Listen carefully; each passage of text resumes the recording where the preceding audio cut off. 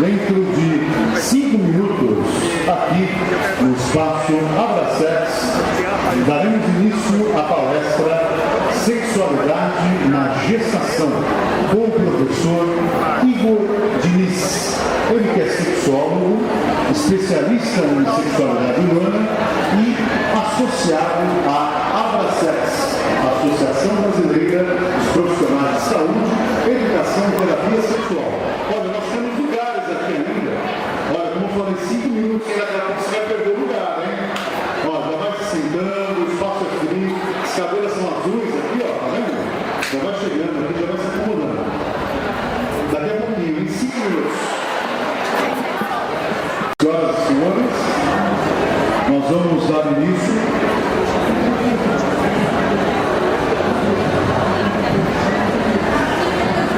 Olha, você sabia que nós temos um espaço aqui na Intimexpo, um espaço conhecido como Espaço Abrasex, onde nós temos também, junto ao Espaço Abrasex, o Instituto Casal Caçador. Só para você entender, né, são duas instituições que juntas visitam, ou participam, melhor dizendo, da feira, para trazer para vocês a possibilidade de terem acesso à qualificação em saúde sexual, educação sexual e terapia sexual, e também em sexologia. Então, são instituições que zelam pelo conhecimento científico nessas áreas. Se você tiver dúvidas, você quer se tornar uma sexóloga, né? Você quer, de repente, junto ao seu negócio, você quer também falar de sexo e sexualidade com propriedade. A pessoa vem procurar um produto erótico e sensual e, de repente, ela começa a falar da sua vida pessoal. Ela começa a falar da crise que ela está vivendo em seu casamento, né? E aí você fica ali com o produto na mão, ela fica te olhando e aí como é que faz, né? Então a gente consegue orientar você sobre isso, orientar como você pode se qualificar nisso.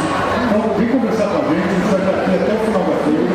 E agora, no espaço Abrasex, nós daremos então início à palestra Sexualidade na Gravidez, com ele, o professor Igor Diniz. O professor Igor Diniz, ele é especialista em sexualidade humana, associado à Abrasex, Associação Brasileira dos Profissionais de Saúde, Educação e Terapia Sexual, e professor e coordenador pedagógico também do Instituto Casal Caçador. Então, com vocês, uma salva de palmas para o professor Igor Diniz. Obrigado, professor. Boa tarde a todos. Boa tarde. Um prazer ver alguns rostinhos agora pessoalmente, em ver novos. Acho que a música para dar mais emoção. Bom, vamos lá então. Escolhi falar com vocês a respeito de sexualidade na gestação, porque muito se esquece da gestante enquanto ainda é uma pessoa sexualmente ativa, tá? Pode passar para mim, Evandro, por favor? Então, me apresentando, eu sou biólogo de formação, sou graduado, bacharel e licenciado em Ciências Biológicas, sou consultor em Saúde e Educação Sexual pelo Instituto Casal Tessarioli, sou especialista em Sexualidade Humana, professor dos cursos do CTSEX, agora também ajudo na questão pedagógica do Instituto, tá? Então eu proponho para vocês agora um pensamento, né? Evandro, muda para mim de novo, por favor. Como é estar grávida, né? Como é estar gestante? Alguém aqui das mulheres que estão, dos homens também, já passaram pela gestação? Não? Então vamos fazer um teste agora. Eu vou passar para vocês um saquinho que tem bexigas. Todo mundo vai pegar uma, encher e colocar embaixo da blusa. Todo mundo pega essa bexiga, enche no tamanho adequado que vocês acham e coloca embaixo da blusa. Evandro.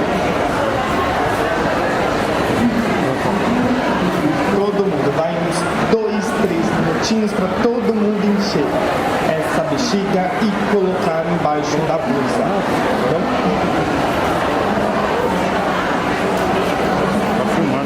Ah, já tem neném? Quem já tem neném não precisa colocar embaixo. Opa! Nasceu. Pega o da colega. Acho que a colega pode ajudar. Lembrando que é do tamanho que vocês acharem adequado, né? Pode ser uma gestante de 1 mês, uma gestante de 2 meses, uma gestante de 3 meses, 9 meses. Você tá de quanto tempo, meu amor? De 4 meses. Nasceu o outro. Já tá carregando peso demais. Então pronto, ó, temos aqui mais algumas gestantes, mais gente que está esperando aí um filhinho, que daqui 9 meses vai dar o ar da graça. Então vamos pensar em algumas coisas que acabam circulando, né, que acabam deixando em dúvida como que é essa gestação, né, quais são os mitos, tabus, crenças que cercam toda essa área da gestação. Papai, pode passar para mim, por favor? Então vamos pensar nessa primeira. O pênis, quando penetra a vagina, machuca o bebê? Não, machuca ou não? Né? Quem aqui já escutou, já fez atendimento de casais onde o homem fala: eu não posso ter relações com a minha esposa, vou machucar meu filho, eu vou acabar entortando, vou acabar machucando a coluna dele, a cabeça dele, vai nascer todo deformado, né? Então ainda tem essa ideia de que ter relações durante a gestação pode machucar o bebê, pode acabar causando deformidades durante o processo de desenvolvimento. Passa de novo, Evandro, por favor. As contrações do útero no momento do orgasmo podem provocar aborto? Será que é tão intenso assim que provoca aborto? Aliás, será que a contração, será que o orgasmo, ele provoca realmente aborto? Relação sexual induz o trabalho de parto. Então, por exemplo, nós temos algumas mamães aqui de poucas semanas, então elas não podem ter relação sexual, que já vai induzir o parto. O parto por quê? Que ainda não está totalmente formado com a informação. Como que vai gerar esse nascimento? Pode ir para o próximo, Evandro. O parto normal altera o canal vaginal e compromete as relações? Será que muda o tamanho do canal? Será que ele era para cima, agora ele está mais virado para a esquerda? Está mais virado para a direita? Não, teve tudo, não dá. O parto for normal, meu filho nasceu com 4,8 kg, acabou me abrindo toda, não tem mais como eu ter relação, ele vai acabar machucando. É melhor a gente esperar um tempo, não é bom ter relação depois disso. E aí entra um assunto muito importante, que é um mito que cerca toda a relação sexual da mulher gestante. Não tem como o pênis ele encostar no bebê, né? Tem toda uma proteção do assoalho pélvico dentro da formação da placenta, e o pênis ele não alcança o colo do útero, ele não vai encostar no bebê. Pode ficar tranquilo que, independente do tamanho do pênis, não vai encostar na cabeça, não vai deixar totalmente deformado, né? Não vai causar nenhuma alteração. As contrações do útero no momento do orgasmo, o orgasmo não tem nenhuma relação com a contração do canal vaginal, ainda mais tratando no desenvolvimento daquele embrião, não vai provocar aborto. A relação sexual também, ela não induz o parto, e aí entra uma questão bem importante, é o contrário. É indicado que a gestante tenha relações sexuais com frequência, que ajuda na dilatação do canal vaginal, facilitando inclusive o processo do parto. Até porque ela libera uma quantidade grande de hormônio e as dores da contração, elas acabam sendo mínimas. Não que elas não existam, elas vão existir, mas vão ser com menor frequência do que se não tivesse essa relação. E o parto normal não vai alterar o canal vaginal, não vai ficar mais para a esquerda, para a direita, ele vai voltar depois do formato, no tamanho, da mesma maneira que ele era. Vamos passar aí, vamos. E aí a gente entra, o porquê que tem diversos mitos e tabus a respeito da sexualidade na gestação. Porque a gente coloca essa mulher agora enquanto indivíduo que é sexualmente ativo, que pode sentir prazer e ter prazer, ser desejada, que pode chamar a atenção, ela é escolhida totalmente enquanto papel de mulher e ela acaba assumindo o papel de mãe. Então entra em relação a maternidade e a feminilidade daquela mulher. Não é à toa que quando a gente faz a entrevista com os parceiros, o homem não fala mais da minha esposa, a mãe do meu filho. A mãe do meu filho, ela tá passando por um processo tão difícil, não dá mais pra gente dormir junto, às vezes ela não consegue ficar perto de mim, porque a mãe do meu filho, espera, antes de ser a mãe do seu filho, para ter essa relação de você chamar ela de mãe do seu filho, ela é sua esposa, ela é sua parceira, ela é o seu objeto de desejo, de interesse, você teve a relação para ela se tornar a mãe do seu filho, porque toda essa imagem enquanto mulher, enquanto indivíduo que pode ser, sim, chamar a atenção, é totalmente excluído e dá agora, assume o papel de mãe, né? E aqui a gente acaba se remetendo a uma imagem histórica muito importante, que é a Virgem Maria, porque a Virgem Maria é a mãe de Jesus e ela engravidou sem ter relação sexual. E a mulher, ela acaba assumindo esse papel de Virgem Maria, de mãe protetora, acolhedora, ela acaba assumindo esse papel sem ser colocado para ela essa escolha. Ela já é imposta de ter esse papel enquanto mãe, né? E aí a gente entra na questão, já que ela é mãe, a Virgem Maria, ela era alguém que saía paquerando outros caras? Não, Maria, mãe de Jesus, não era um ser puro, era um ser assexuado. Vamos lembrar que ela engravidou sem ter relação sexual. E essa gestante, ela passa a ter essa mesma conotação. Então, um ser puro, totalmente assexuada. Ai, está grávida, é tão bonita, você tá tão linda, tá tão fofa. A mulher, quando tá grávida, ela não quer só ser linda, ela também quer ser gostosa. Ela também quer que as pessoas olhem para ela, mas não pelo fato dela estar gestando, mas porque ela pode ser, sim, alguém que chama a atenção, que desperta a curiosidade e desejo de outras pessoas. Não pelo fato de estar grávida, mas porque ela quer se mostrar, ela quer ser vista. Mas isso é negado, e isso acaba sendo colocado de lado. O que surge é esse papel puro. E aí a gente entra do ideal do que é ser mulher. O que é ser mulher? Qual que é o ideal da feminilidade? Uma mulher só é completa quando ela tem filhos.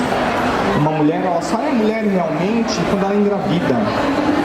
Porque uma mulher, ela só é completa quando dá à luz ao seu primogênito. Então, aonde entra esse papel de escolha dessa mulher decidir deixar esse papel feminino de desejo, de tesão e assumir esse papel de mãe? Por que ela tem que ficar só no papel de mãe? Ela não pode ser mulher, esposa, mãe, transar, fazer outras coisas, né? É totalmente negada essa ação dela poder ainda continuar sexualmente ativa.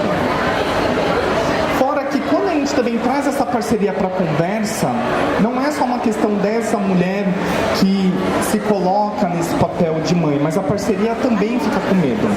A parceria não quer tocar porque não quer machucar o filho, já que não quer machucar o filho, acabam dormindo separados, ou então colocam aqueles travesseiros grandões no meio do casal, que é para ficar mais confortável, para não machucar. Oi, professor. Quando o professor estava falando de Maria, tal como ela engravidou, né? E não teve a participação de José. E agora o professor começou a falar desse distanciamento do casal. Eu fiquei pensando o quanto que isso está formatado em nossas cabeça, sem que a gente saiba da formatação, né? Porque, olha que coisa estranha, engravidou sem, né? Me perdoe, Senhor, minha mãe, eu não estou sendo herege, não, porque é científica, a gente está na ciência agora. Estamos olhando para tudo isso à luz da ciência, Senhor, que me deu sabedoria para pensar. Então, olha que interessante tudo isso que você está trazendo, né, como discussão, né? Aí o homem, né, mas imagina como foi para a cabeça de José, pai de Jesus, o pai terrestre de Jesus, né? Como é que foi maluco, né? Não se aproximou, não engravidou dele, né? E como é que ficou esse vínculo entre o casal, né? Ainda mais prejudicado, né? Sim, exatamente. Na verdade, o homem não é colocado para participar nessa gestação. O homem, ele fica no papel secundário. Ele fica, na verdade, sem papel.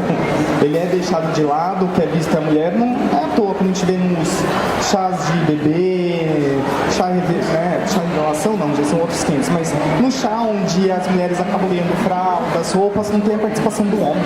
É só a participação daquela mulher. Então ela gesta isso sozinha, né? Ela passa por esses 9 meses e depois do trabalho de parto também sozinha. A mudança toda, não só física, mas física, fisiológica, emocional, psicológica também, sexual, ela passa sozinha. O homem, ele acaba se abstendo disso justamente por não participar dessa gestação, né? Ele não é visto ainda como alguém que também está gestando, porque o homem também gesta, né?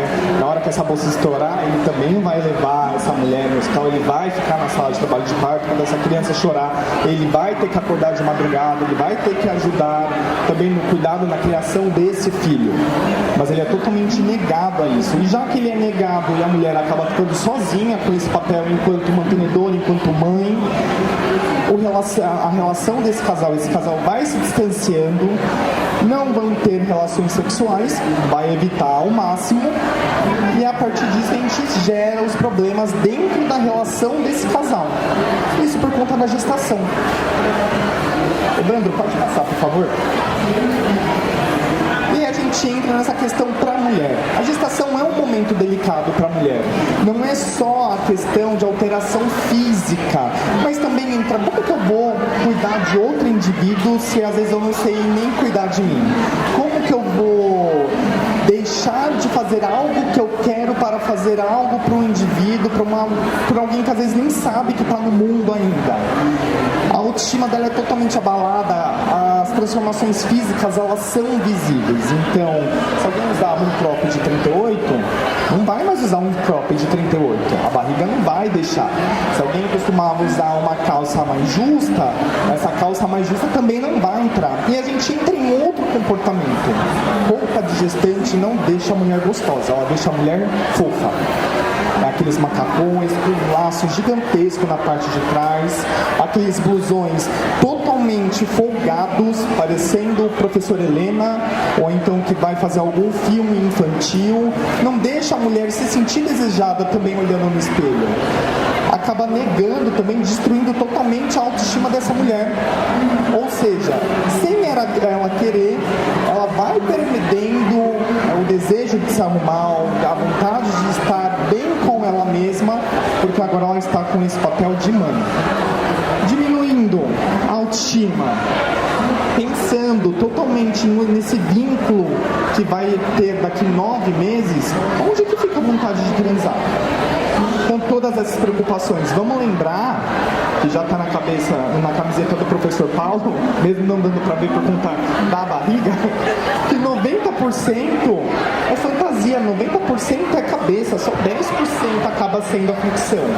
Como que essa mulher ela vai ter desejo? Como que essa mulher ela vai conseguir se entregar numa relação sexual se ela não está bem com ela mesma? Ela ainda tem diversas outras questões a serem pensadas com cuidado. Não vai ter essa relação. Ela não vai conseguir ter uma relação sexual saudável e prazerosa para ela, muito menos se entregar com a parceria. Evandro, pode passar, por favor. E a gente entra em algumas transformações. Quando a gente para analisar toda a musculatura, toda a região sexual de uma mulher, sem estar grávida, o assoalho pélvico totalmente relaxado, tendo ali as contrações, a bexiga, o útero, os músculos. A partir do momento que ela começa a gestacionar esse bebê, ele vai ganhando forma, ele vai crescendo dentro do corpo dessa mulher. Todos os músculos do assoalho pélvico, eles ficam totalmente estriados, resistentes, mais fortes. A bexiga, ela acaba ficando mais curta, então a vontade de ir no banheiro é mais frequente. O canal vaginal, ele diminui, não significa que se um pênis entrar aqui vai machucar a cabeça do bebê. Então começam as transformações que deixam essa mulher também desconfortável para ter uma relação sexual.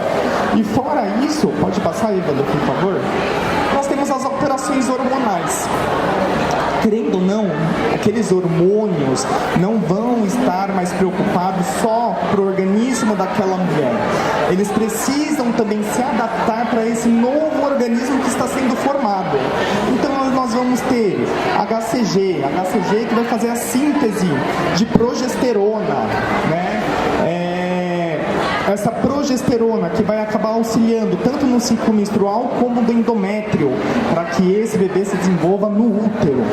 O estrógeno, que vai aumentar a dilatação e a frequência de sangue, para que esse sangue circule não só levando oxigênio, nutrientes para o organismo daquela mulher, mas também para a formação do bebê. O hormônio lactogênio, que além de auxiliar também na produção do leite, né, então das gônadas para a produção do leite, também auxilia na nutrição de glicose para aquele bebê. Então percebe toda a alteração aqui no primeiro trimestre. Olha a quantidade gigantesca de HCG que essa mulher acaba liberando. Olha a quantidade hormonal que se inicia nos primeiros 3 meses e cresce no segundo trimestre, se mantém estável no terceiro trimestre, para a produção não só, para a manutenção não só do corpo daquela mulher, mas também daquele bebê que está em formação. Juntando tudo isso, pode passar, Evandro? A gente vai ter dificuldade em obter orgasmo.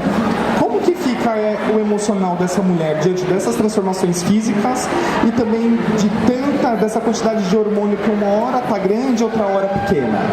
Dela se entendendo enquanto gestante. Desconforto e dor na penetração, porque ela vai acabar ficando com medo, receosa de todos aqueles mitos que nós vimos lá no início. Contrações vaginais, então ela vai acabar contraindo a vagina, impedindo que essa penetração ela aconteça, com medo de machucar, com medo de dar alguma coisa, de talvez sangrar e esse sangue ser por conta de um aborto que ela está sofrendo, ou até mesmo de machucar o bebê. E a falta de lubrificação. E essa falta de lubrificação é justamente porque ela não vai estar envolvida nessa relação sexual.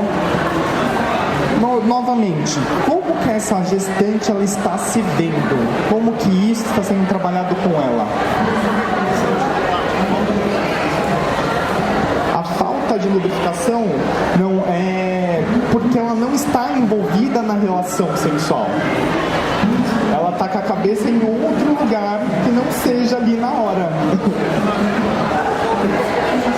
Não adianta lubrificante, não adianta desensibilizante, não adianta nenhum produto se ela não está envolvida com a relação sexual. Além de não ter lubrificação, ela também vai ter contração vaginal. Vai dificultar a penetração, vai machucar, e aí sim esse receio, esse temor por desempenho de uma relação sexual vai acabar aumentando cada vez mais. Então não adianta nenhum produto, por melhor que seja, a melhor promessa que ele tenha, se essa mulher não estiver dedicada ali, ela não vai conseguir se sentir confortável nessa relação. E aí a gente entra até numa imagem aqui, bem interessante, que acaba circulando, mas que tem uma problemática bem grande dela, né? Onde tem um bebezinho ali no útero, onde ele fala: mamãe, papai, a brincadeira pode estar boa aí, mas vocês estão balançando demais minha cabezinha.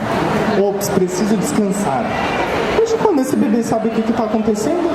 Como que ele sabe que está balançando demais? Como que ele sabe que eles estão brincando? Que brincadeira é essa? Pode passar, já vamos testar. E a gente entra nos períodos, né, dessa gestação, né? Vamos dividir ele nos 3 trimestres. Primeiro trimestre, cerca de 70% das mulheres falam de enjoo. Não enjoo só de comida, enjoo de cheiro, principalmente cheiro de parceiro. Em vários estudos a gente encontra que elas ficam enojadas do cheiro da parceria.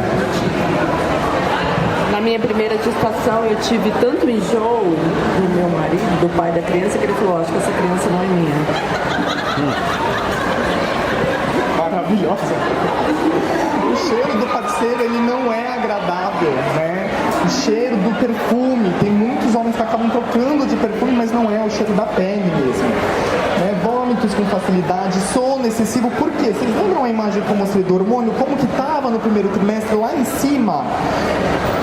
Todo o HCG para produzir progesterona, estrógeno, HPL, ou seja, um momento de toda a formação primordial da placenta, de colocar aquele óvulo fecundado no útero para que ele se desenvolva da melhor forma possível, né? Diminuição nas relações sexuais, ambivalência emocional, e aqui a gente tem um problema uma questão, na verdade, muito importante, que nesse primeiro trimestre denuncia que essa mulher transou. Ou seja, ela não é a Virgem Maria. Então ela está grávida, ela teve que ter transado. E falar isso para a família, para os amigos, não é confortável. Porque para você falar que está grávida, não é a emoção de estar gestacionando, mas sim do, nossa, você transou. Você deu, né? Caramba, gozou dentro, não deu para tirar na hora. Então é isso que denuncia. A gestação denuncia que aquela mulher transou.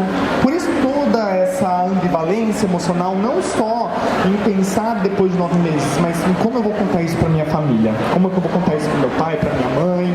E a gente entra em outras construções sociais que são, essa mulher ela é casada, ela namora, ela não é casada e não namora, ela tem 1, 2, 3 parcerias, como que eu vou contar, como que eu vou contar também para o pai dessa criança. Então envolve diversos outros fatores nesse primeiro trimestre.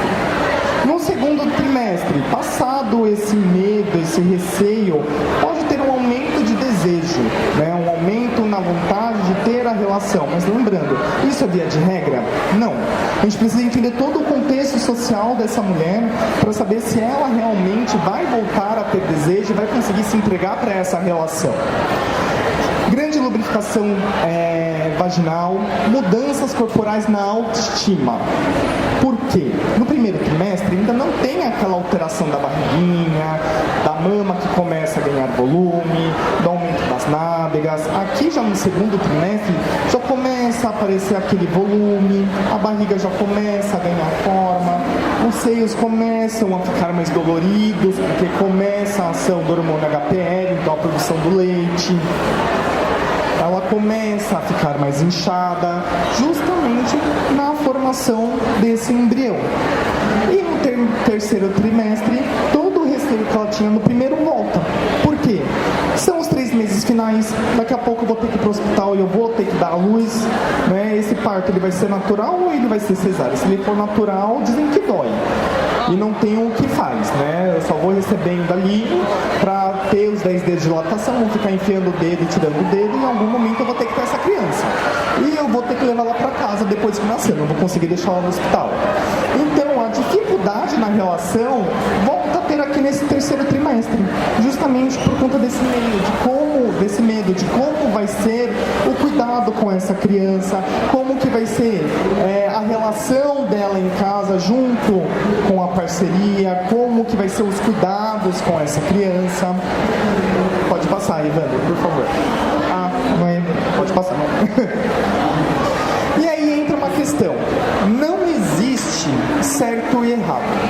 Não existe um código onde a gente vai conseguir dizer para aquela gestante o que pode ou não pode ser feito. Na dúvida, sempre na dúvida, escute o que ela tem para falar. Muitas, na verdade, só querem falar, só querem resgatar a autoestima delas, porque não estão conseguindo se ver enquanto mulheres, não estão conseguindo se sentir desejadas, não estão conseguindo se ver bonitas, não estão conseguindo se ver muitas vezes, se tocar. acabam esquecendo que antes de serem mães, futuras mães, são mulheres que choram, são mulheres que riem, são mulheres que se masturbam, são mulheres que transam, são mulheres que desejam estar bonitas, que querem que as pessoas vejam que elas estão bonitas. Então, na dúvida, sempre escuta. E nas relações sexuais, né? Nem toda posição é confortável para essa mulher, né? Tem posições, e dependendo ainda mais dessa gestação, de como é, que entra outra questão que precisamos conversar, que a gestação, todo mundo embeleza ela, coloca como sendo algo bonito, ai, é tão lindo estar grávida, mas nem toda mulher se sente confortável estando grávida. Tem mulher que fica inchada, tem mulher que calça 35, no meio da gestação tá calçando 40 e só entra o chinelo de tão inchado que ficou o pé. Tem mulher que fica enjoada a gestação inteira, tem mulher que perde cabelo, o cabelo fica mais fino, outras ficam mais grossos. Então é entender a gestação, é dar literalmente ouvidos para essa mulher. E nas relações sexuais existem posições que facilitam para que essa relação não aconteça. Então, normalmente, com o homem sentado e ela em cima, qual que é o bacana dessa posição? Quem tem o controle na penetração é ela. Então, ela que controla o movimento, o que é confortável para ela, seja de costas ou seja de frente. Ela que tem um controle nessa posição. Então, ela não corre o risco de, nossa, ele está indo muito rápido, ele está indo com força, está me machucando, vai machucar. Não, o controle é ela. Para o sexo oral, se ela ficar encostada na cama, além de relaxar o peso da barriga, também descansar a coluna, a parceria tem um contato maior, uma visualização maior da vulva e consegue ali também fazer o sexo oral. Em pé, com ela apoiada, a parceria tem um controle, mas ela consegue na hora ali controlar a quantidade, né, da penetração, né, até quão fundo ou curto aquilo vai, né? Ela deitada também e a parceria por cima para conseguir relaxar a coluna e não fazer aquele peso. Então existem diversas outras maneiras que é possível com que essa mulher tenha relação sexual e que seja prazerosa e confortável tanto para ela quanto para a parceria. Lembrando, a única questão que muda é que ela está gestando. Esse embrião não tem noção nenhuma de que está ali dentro. O fato dessa mulher estar gestando não significa que ela não é mais um indivíduo sexualmente ativo. E ela pode ser sim sexualmente ativo. Pode passar, não, mano. Eu tinha pouco tempo, mas eu acho que o que eu queria falar mais é de que a mulher gestante, ela também pode ser sensual, ela também pode ser sexual. Existem diversos ensaios de grávida que colocam ela numa posição fofa, mas por que não fazer um ensaio onde ela pode estar gestando e sendo gostosa também, né? Precisamos normalizar que mulheres gestantes, para estarem gestantes, precisaram transar e elas ainda transam. Elas não são somente mães de família, elas também são pessoas que gostam de sexo. Eu acho que é isso, gente. Essas são as minhas redes sociais. Se tiverem alguma pergunta, estou à disposição. Obrigado.